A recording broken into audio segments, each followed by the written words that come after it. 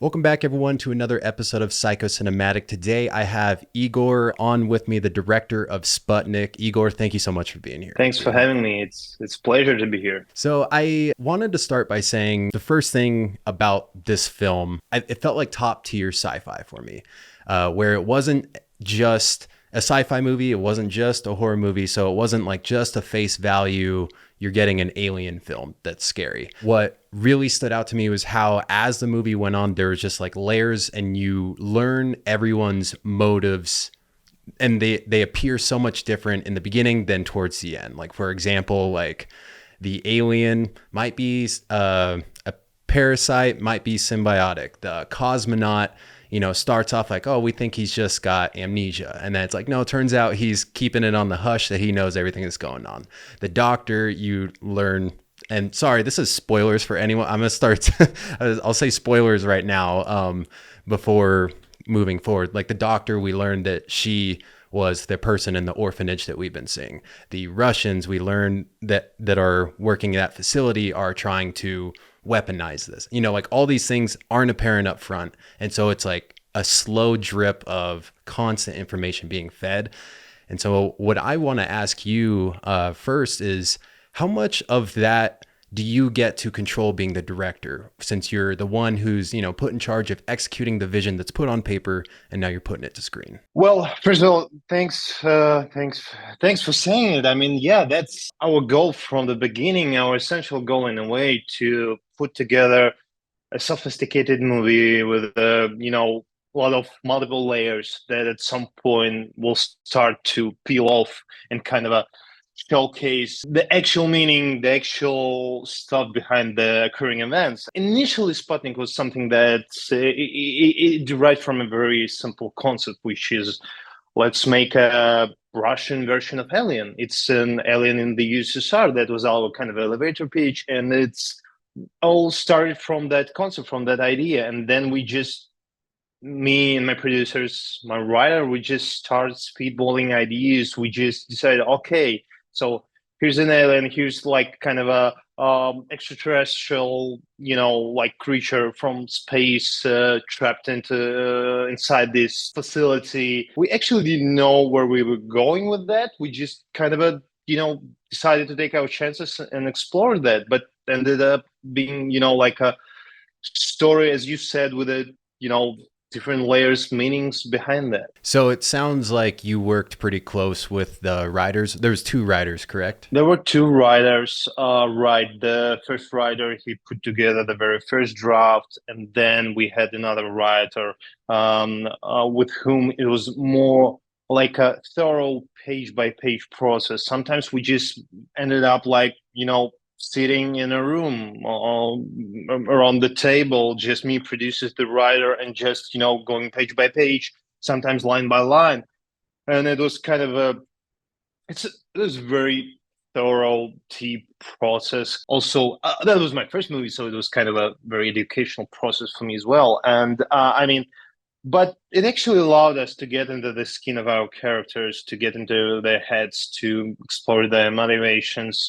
When the director isn't also one of the credited writers, I wonder sometimes, like, depending on the production, like if they ever get a chance to meet, and like how much of the writing, how deep they understand it, or if they're interpreting it different than the writers originally wrote it. And so I have questions about the alien in itself, and I'm glad that you worked closely with them, because I'm hoping that you can shed some light for me. So the first thing, the alien, when it comes out of the cosmonaut and it's walking around kind of on its arms, is that kind of tying back to her being in the wheelchair in the orphanage, and like is there like a theme of not being able to use your legs? Well, that's that's an interesting idea. I've never thought of that, but I'm glad you brought it up, because right now it makes total sense. But we never implied that, actually. We never had that idea. Hmm. But that's a great coincidence. I mean, I don't remember. It was like 4 years ago, when we were putting together the alien, and we've been working.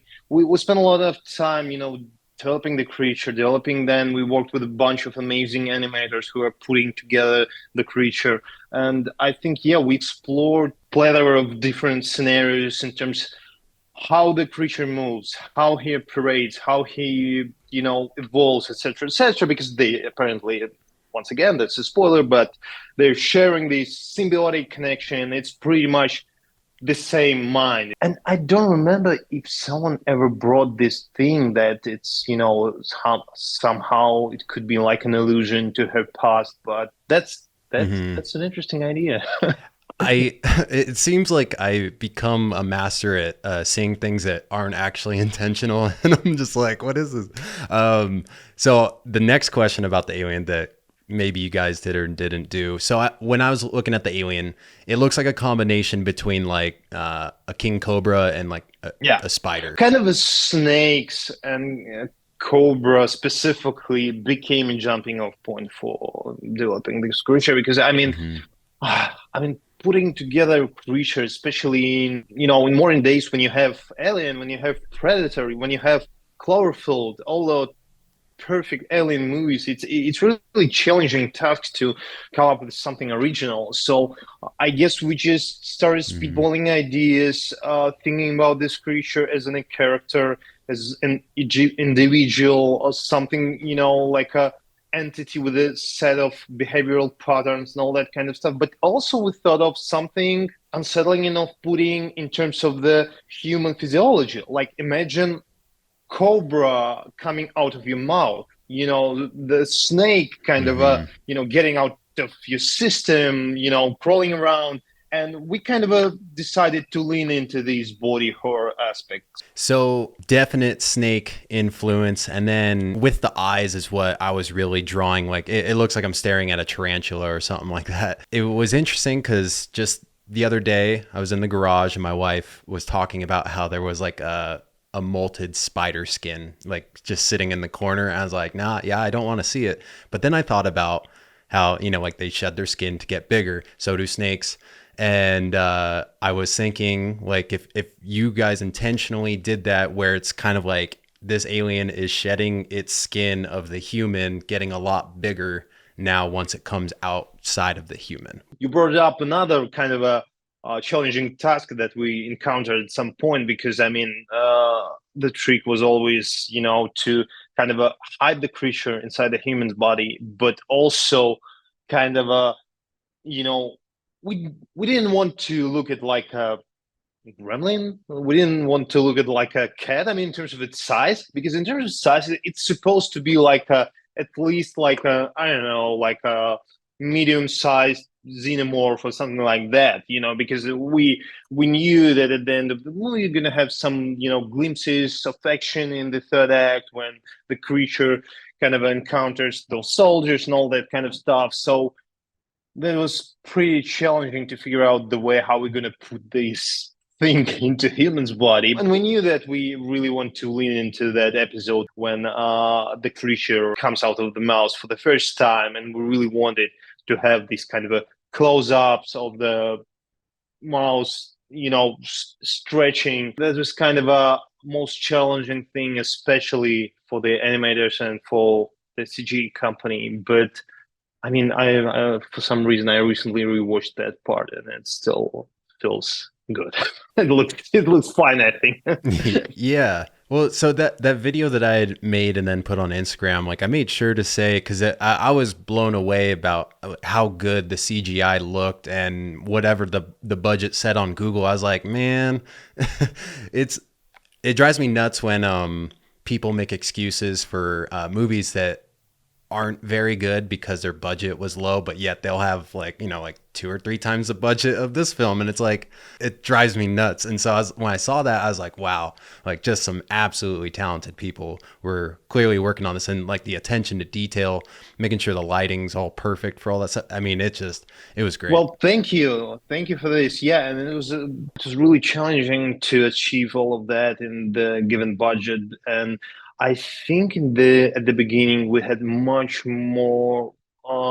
We had like different amount of those CGI sequences, and we had like a couple more alien kind of sequences that we just ended up, you know, taking out from the script because we realized, okay, we're out of the budget and we need to figure it out. We need to concentrate on the other stuff, and that's what we did. We kind of put them aside, and we, just decided to make everything feels, spectacular and kind of a visually impressive with those CGI shots that got left. That's what's pretty much what Ridley Scott did in Alien. I mean, I think by the until the Act 3, you don't clearly see the creature. You don't clearly see the xenomorph. It's just a tail, it's just a shadow. It's just a Harry Dean Stanton's close up, gazing at something. It's this Jonesy, the cat, hissing at him, and it's kind of what, and this kind of a what I call refracted action when you don't showcase the actual threat, but you can see the outcome of those events, and that's something that we use along the way. In Sputnik, sometimes it's just like a silhouette in the mist, splash of blood on the wall, and that kind of stuff that actually, empowers the audience imagination in a way. I don't think I've ever really thought about it like that, but kind of like using the CGI shots sparingly if you're on a lower budget, so the ones that do make it in are amazing. That makes total sense. And also, I mean, I think it's better that way. Like you were saying, like letting your imagination run. I haven't read any of H.P. Lovecraft's stuff, but I've heard from a lot of people that he leaves a lot up to your imagination. It's all like very like just not so vivid creatures, and that's what really sparks your horror. And so it just seems like that could be a total advantage to any kind of horror film or anything that is going to have that CGI. So earlier you were talking about the fight scene with the soldiers, and every time I saw the alien fighting, especially when it's feeding on the prisoners, I thought about Stranger Things. Do you watch I Stranger watched Things? Stranger Things. Yeah, I think it was at the end of the season two, by the post-credits scene.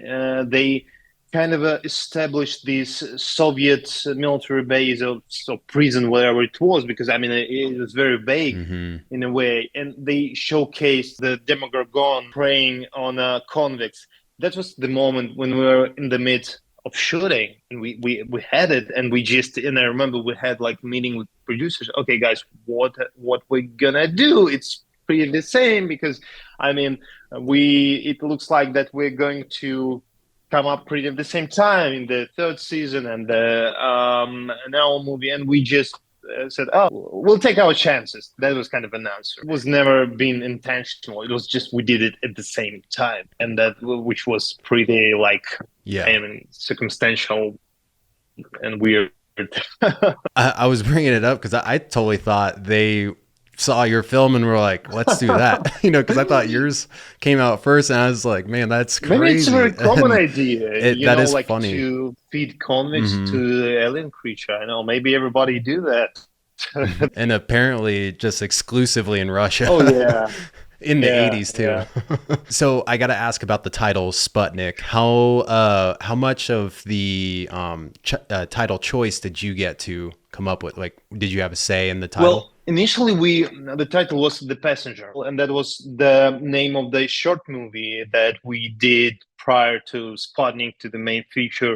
It was a proof of concept short, and it was called The Passenger. And then we just decided to change it because there was number of reasons behind that. On one hand, uh, it was kind of a very general title in a way, The Passenger, and also I remember the movie The Passengers with Chris Pratt, Jennifer Lawrence just came up, and we just were afraid that the audience will confuse it somehow. So we just started spitballing ideas, and at some point, Sputnik came up, and we loved it. Also, Sputnik because of the Sputnik, the first kind of a artificial body that was sent into the space, and everybody, it's a kind of a very international name. Everybody knows that. And also, Sputnik in Russian, it's someone who kind of the meaning of the word is basically someone who kind of follows you, someone who's always ever present with you. It's kind of well, I would say, yeah, it's like your follower, someone like someone who's always next to you.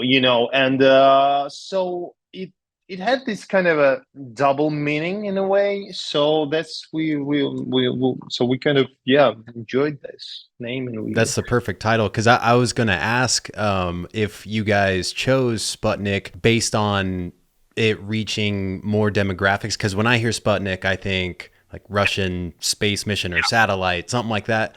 And then when I see an alien on the cover, then I'm like, oh, they're gonna do the legit Sputnik, even though that's not exactly how how the movie went, but is like a quick way for people to recognize kind of what this movie is going to be about. But that double meaning is perfect No. there. I mean, that was pretty intentional, especially with that we were leaning into these Cold War elements, the 80s, all that kind of stuff. So, did you guys shoot this entire film in Russia? Yes, we did. We did entirely in Russia. So, did you guys roll out the film first in Russia, then everywhere else, or does it come out everywhere at the same time? This movie was actually the COVID baby. Yeah, our initial release in Russia was April, and we ended up finishing up the picture in March. And I was in Moscow doing kind of a final touches on a movie, kind of a doing mix. And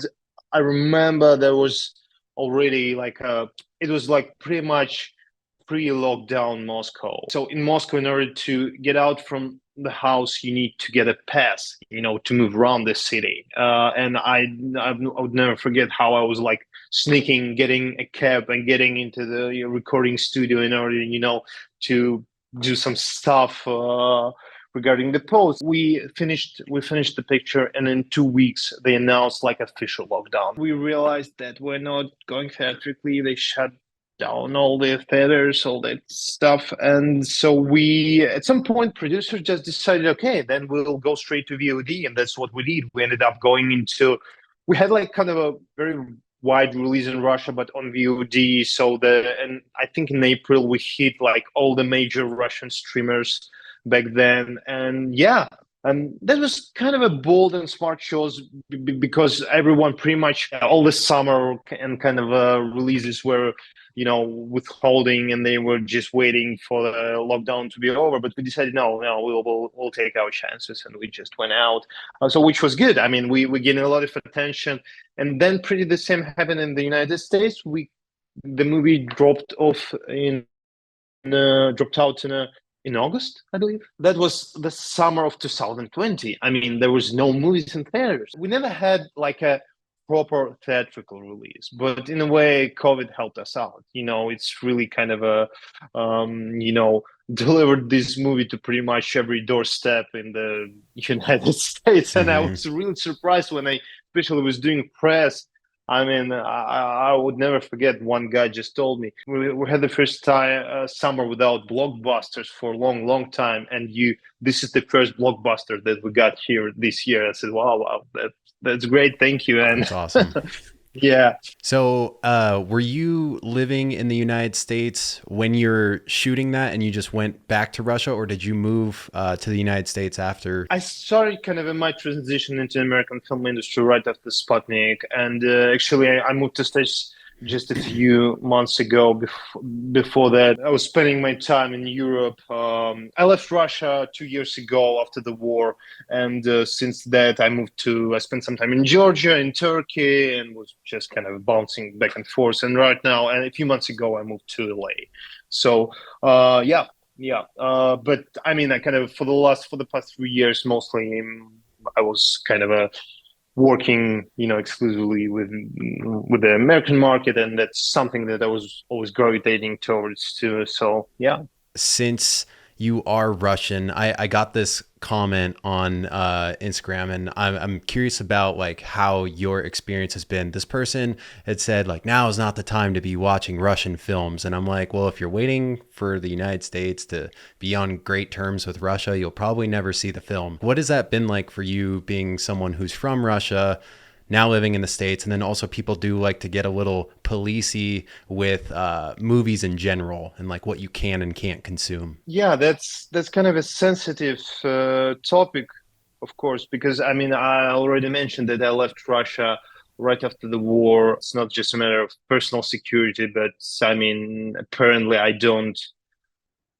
I can agree with what's going on in my country, what my government is doing. There are a lot of really bright names and talents in Russia: directors, cinematographers, actors. Some of them moved abroad. Some of them unfortunately remain in Russia. My goal was always to move to States to start working in this industry, which I'm doing right now. And I really hope that all those talented people, they will move as well. So yeah, that's the easiest way to put it. It's not about the language. It's not about the context. It's all about the story. Actually, the story we've been delivering, and that was the thing with Sputnik. Yes, it's unfolding in the Soviet Union. It's 1983. Sputnik was pretty much a universal human story. It's a story about grief. It's a story about loss. It's a story about kind of a finding your inner strengths and kind of a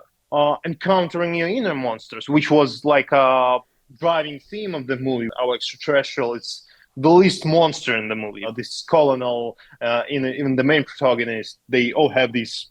They're very flawed, complex people with all these skeletons in their closet. I mean, I guess if you like that kind of stories, watch Sputnik. If not, don't watch it. I don't judge those people who are telling these days that it's not the best time to watch Russian movies. No, I totally get it. And yeah. So, and I don't watch Russian movies, so that's fair. That's funny. So, what is that like when you're working these CG scenes? Like when there's aliens attacking soldiers, and they just have to imagine it's there. Were you guys using like a rod with like, I don't know, like a ball at the end of it, or like a mask, or?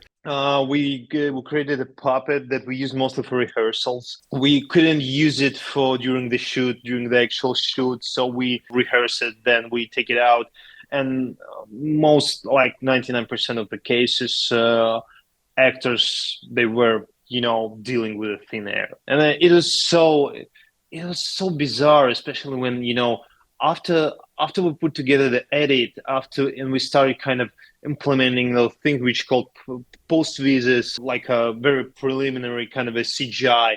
And I remember that I already got used to the fact that oh, here's the main protagonist, the doctor Tatiana. She's sitting over there and she's just looking through this glass. And then at some point I saw another character behind the glass, and I saw, wow, she's kind of interacting with this creature. And that was really kind of those cinema magic when all that came to life. And I just realized that we did it right. We did it right on a set, because I mean, part of delivering, I think, good CGI shots is to get the right footage on a set, to shoot it properly. How easily you could end up, shooting yourself in the foot if you have the scene where multiple guards are interacting with this thing that's not actually there. And then all of a sudden your animators have to make it make sense why this guy's moving right now. And now all of a sudden this dude's moving, and now the animation could potentially look wonky. You might have to reshoot,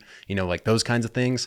That just sounds super stressful. Especially about those action sequences. When I saw like dailies after the shoot, I thought, there's no sense in there. It's just a bunch of people randomly shooting. There's a lot of smoke, and they would never kind of put the creature there. It'd be impossible. And when I saw those post visits, wow, that's that's an alien over there. They're fighting these guys. Yeah, it makes total sense now. So I mean, no, those guys, the CGI company that I worked with, they're my longtime collaborators, and especially the animators team. They're really the magicians. I mean, they bring the thing to life. If it wouldn't work, if we failed for some reason, the rest of the movie wouldn't work for us. So yeah. Right.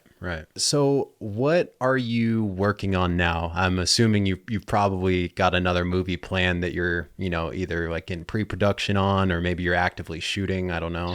Well, yeah, I have a few things in motion right now. So right now I'm doing this movie. It's a horror movie. It's called God's Country. I deviated a bit from this sci-fi genre. It's this story pretty much leans into the horror genre, but it still has a creature feature aspects to it, and it has a great script, great cast, crew, team of producers, great writer, and we're going to shoot it this fall. That's awesome. Where are you guys shooting that one at?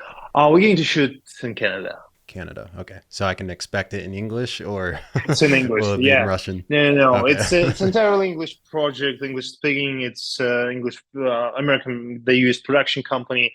Matt Reeves is producing it. I think me and my production designer, whom I brought from Spotting, we are the only two kind of a Russian kind of elements of this project. Well, that's cool. So I hope that when it comes out, you'll join me again on here after I can watch the film and, we can talk about that one. But otherwise, this has been super enlightening and it's been great talking to you about this movie. Again, love Sputnik. I got to get it framed somewhere here in my office, the poster. Thank you. Yeah, thanks. That was fun. And yeah, we should definitely do it again. And yeah, thanks for having me.